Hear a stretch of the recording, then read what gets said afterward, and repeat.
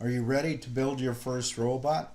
Let me give you a quick demo of what you saw in the PowerPoints. Don't try to follow me, I'm going to go pretty quickly here.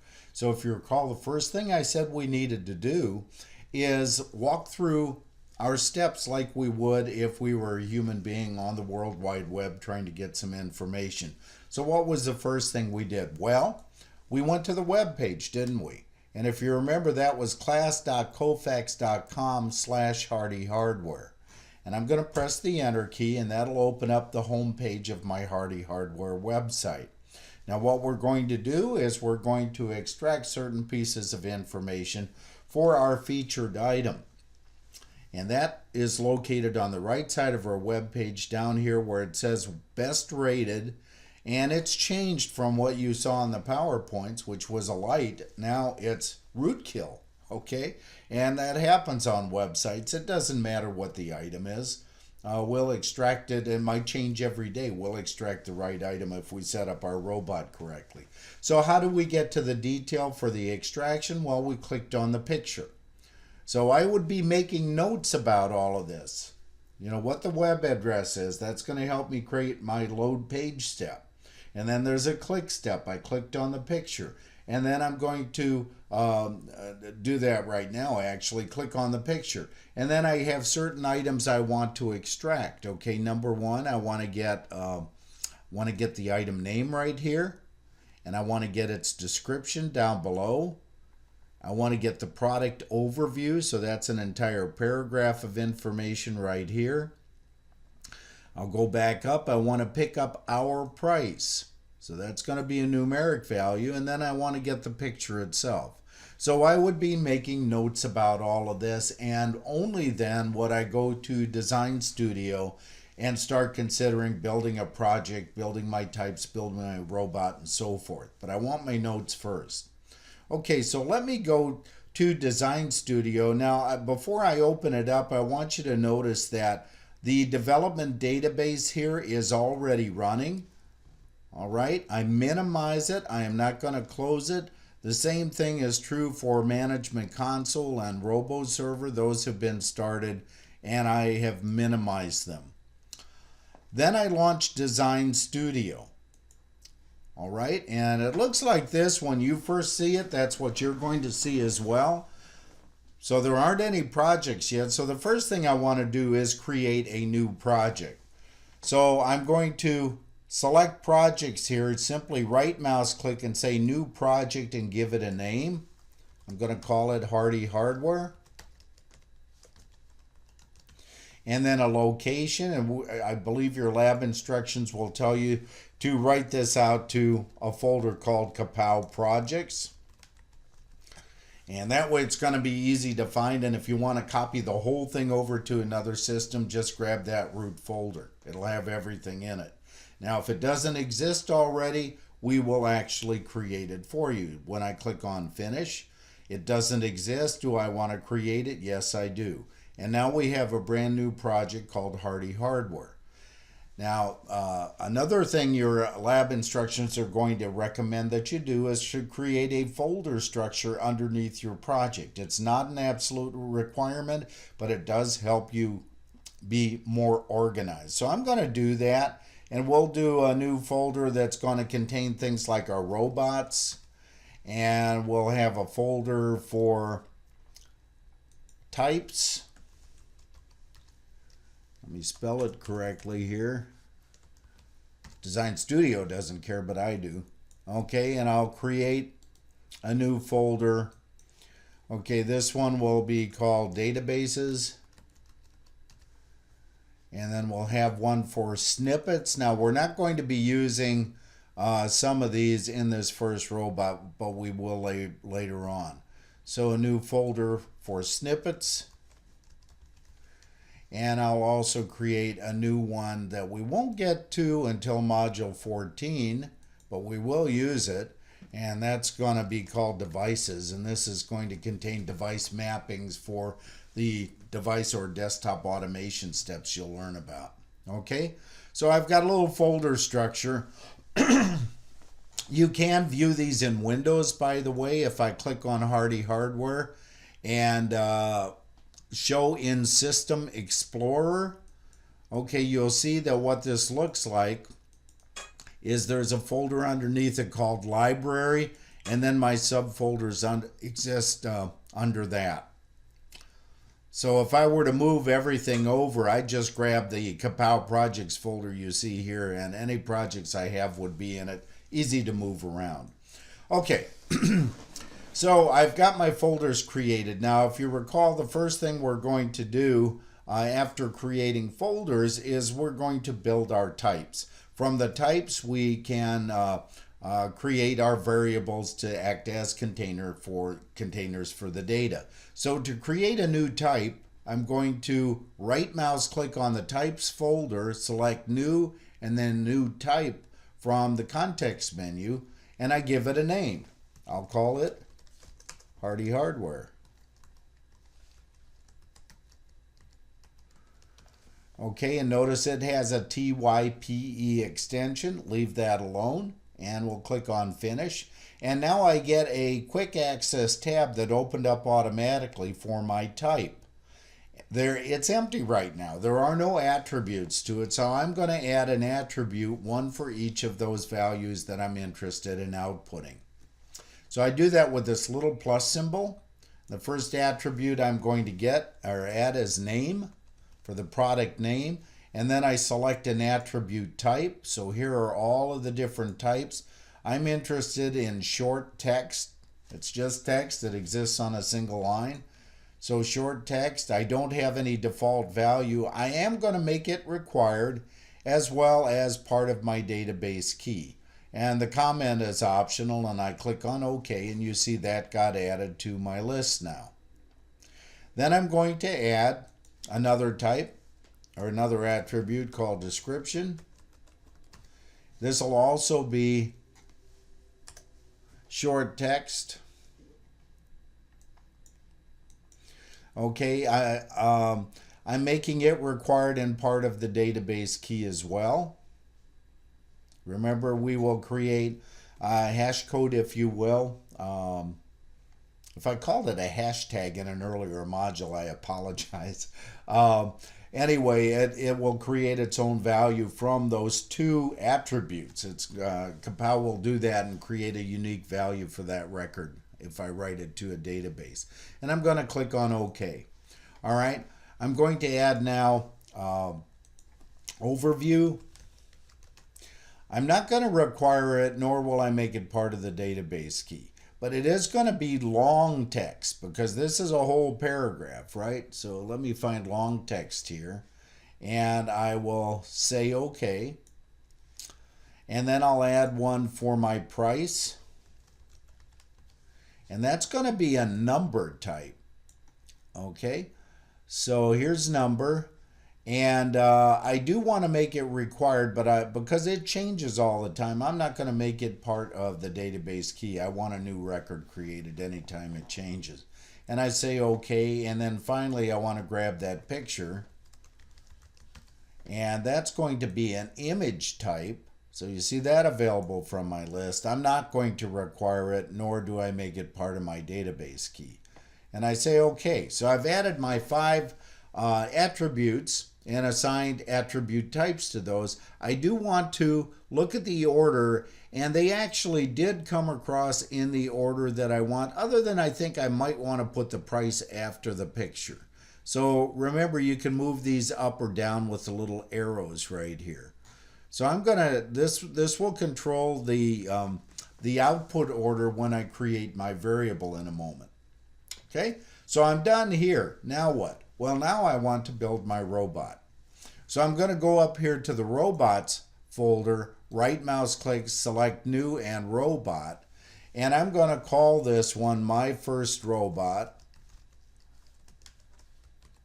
And it gets a .robot extension. Again, don't change that. You click on next, and it says, okay, what's the URL, the Uniform Resource Locator, that the robot should start from? And since I am starting from a web page, I'm going to enter a value there, http://class.kofax.com/hardyhardware. So this came from the notes I took, right? I wrote this down. So that should take me to the URL. Browser engine, default or classic. I'm going to use the default. Remember, it's faster. Choose it unless you have no choice, okay? And then execution mode. You have two choices here. Minimal execution, which is direct. It's much faster, but it works on kind of a direct route. And if you have branches in a robot, you have to manually select those branches. Where smart re-execution or full execution mode is going to take every path, so it runs slower, but you actually see your entire robot run. I'm going to use minimal execution here. Okay, and I click on finish. All right, that will now create a robot. It automatically opens up on a new quick access tab, and it goes to the end step. It created a load page step for me, and it ran that step. So there's my Hardy Hardware page. Now, if you didn't get anything when you do this in your lab, you probably typed the URL in wrong. Go back and fix it. So let's take a look at, real quick, I'm going to go back to this load page step and click on it. And look over here on the right side. This is our step view panel. And there are tabs here, basic. And that's where our title is, load page. And I can change that if I want. I'm going to leave it alone here. And then finders, there aren't any finders for load page step. This is where your tag finders would go. The action is simply load page. Okay, and then what we want to have happen if an error happens, and we would actually throw an error and stop the robot at that point. We'd skip any following steps. Now I do want to show you very quickly on the action tab that there are lots of different actions here. Many of these have fly out menus, as you see. Okay, anyway, this is a load page step, so it's going to be fine as is. Load page, the URL is right here, class.kofax.com/hardyhardware. Now there is a configure button, and I'm not going to jump into the weeds here on this one because there are lots of options. Okay, page loading, URL filtering, JavaScript execution, plugins, and so forth.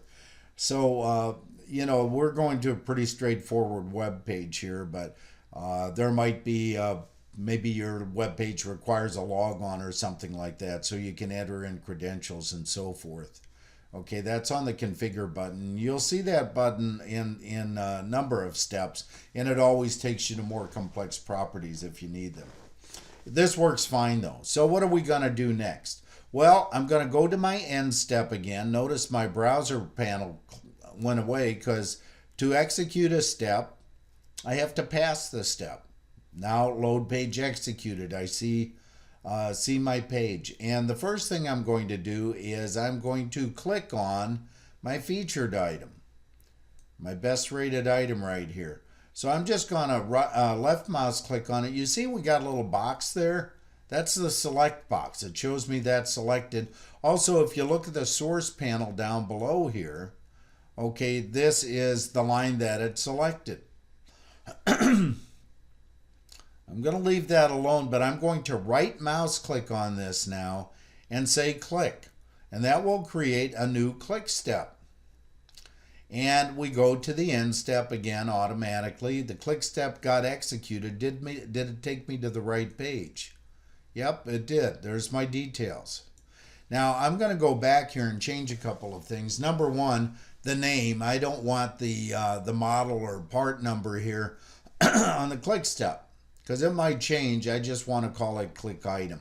So I'm going to go to the basic tab and change that. Okay, click, and I can have spaces here. Okay, click item, and you'll see that changed up above as well. Finders.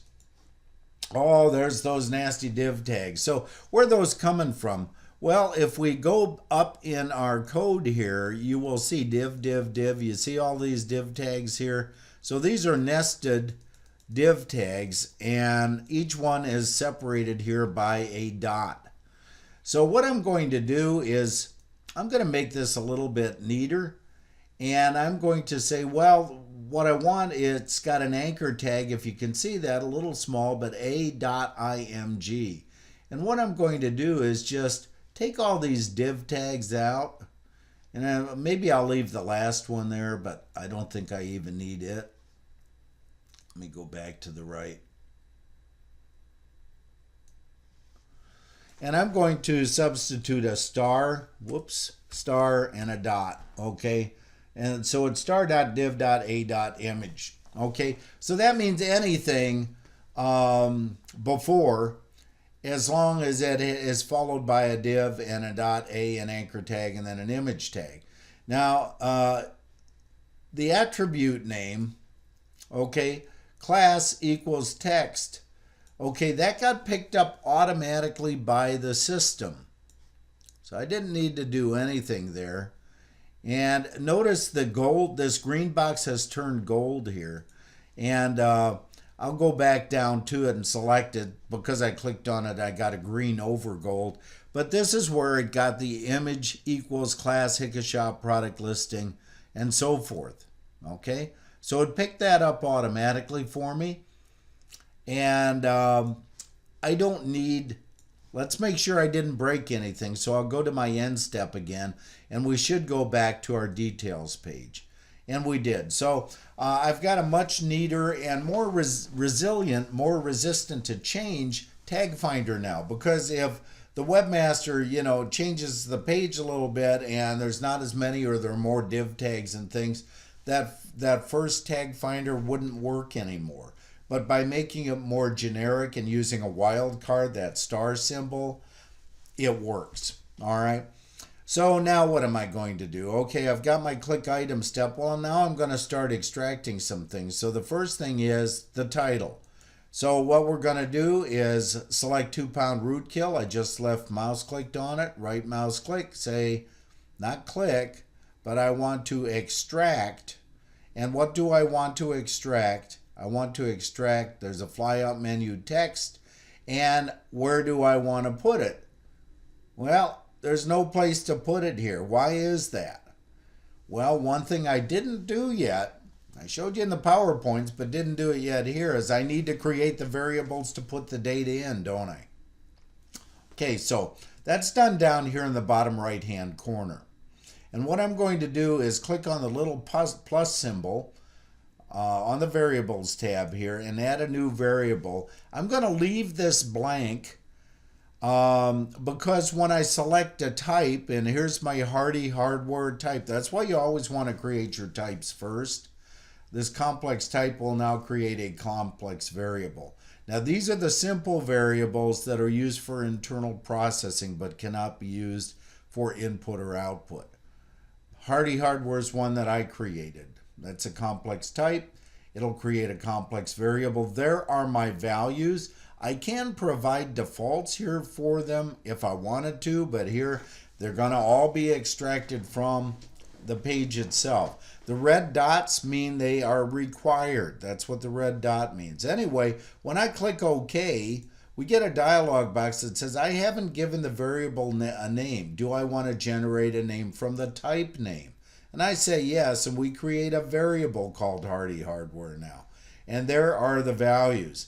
Now I have something to extract to. So going back to my product name here, Rootkill, I'm going to right mouse click on it, and I'm going to say now extract, and I'm going to extract what? Text. Now I can see my variables. Okay, Hardy Hardware name, that's where I want to put this. And that executes it. You see it created a step, and the step executed. It went to the end step, and there's my 2-pound rootkill. Cool. I'm going to do the same thing for the other values. So description is right here. I'm going to select it, right mouse click, select extract. Extract what? Text. Extract it to the description. Okay, then I'm going to add one for the product overview.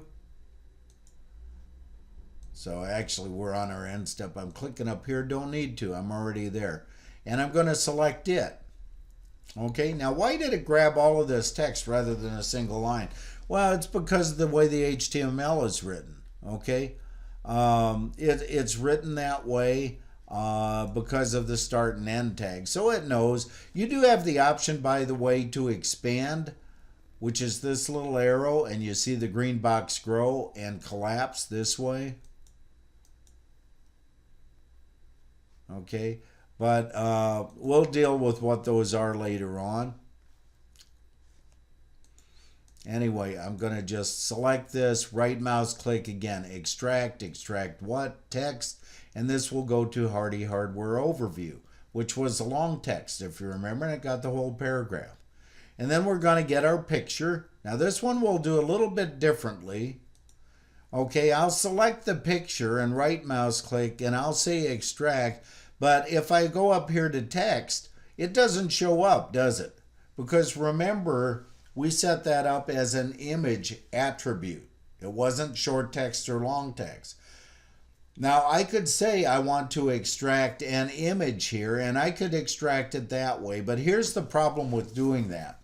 Is if you take a look at the HTML code, this image is actually retrieved onto the page because it has a line of HTML code here, image, let's see, right here, image ID, and it's got an image source, and it actually points to a location. Okay, this is the location right here, if you can see that. Now, if I said extract an image from a page, that image would have to be loaded on the page by the time that step runs. Otherwise, we're going to get an error, or we don't get any picture at all. So what I'm going to do instead is I'm going to say extract target. And the target is actually the location here, the actual image itself. So go, instead of pulling it off of this web page, go directly to the source and grab it right there. And that way I don't have to be concerned about waiting for it. Okay? So on that step, I'm going to say extract what? Target. And I can put that in my picture, hardyhardware.picture variable. Okay, and that executed, and there it is. But it didn't get it from right here. It actually got it from the target location.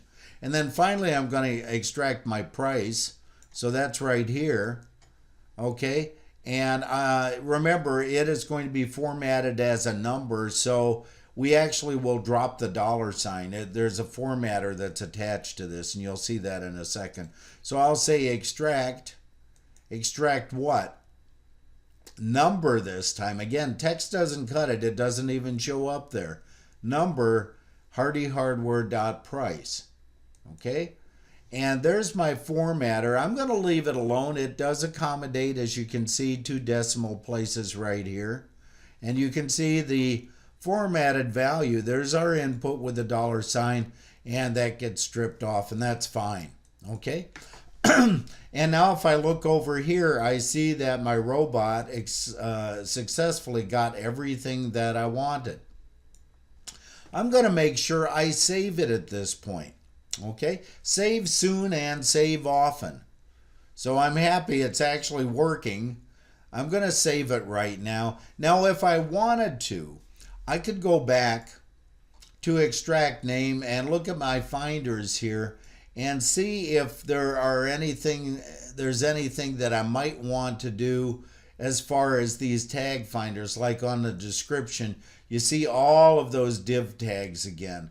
And I might want to clean those up. I'm not going to take time in my demo to do that.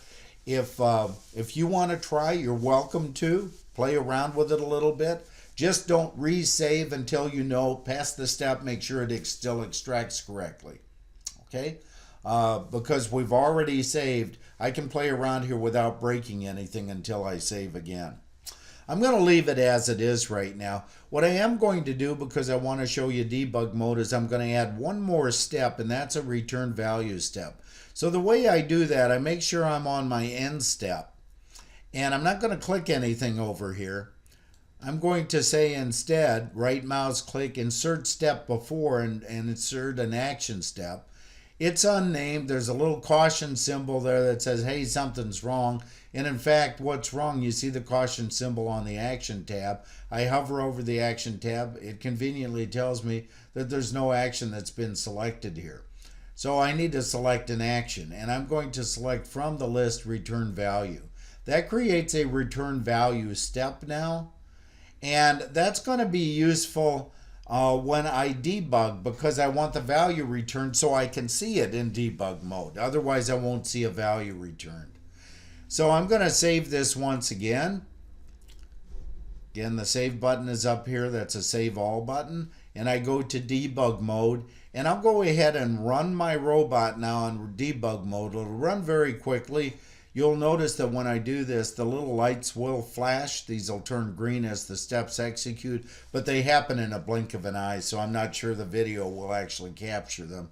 And we'll see the value below. So there my robot is running.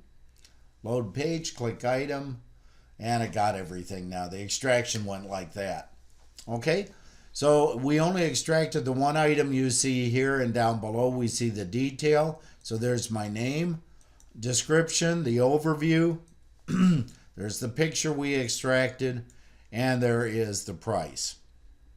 Okay, so I'm happy. I've done my first robot. It was an easy one, but we have to start somewhere. So I'm going to shut up now and direct you to go to your lab instructions for Module 5, and I'd like you to create your first robot as well. I'll see you back in Module 6.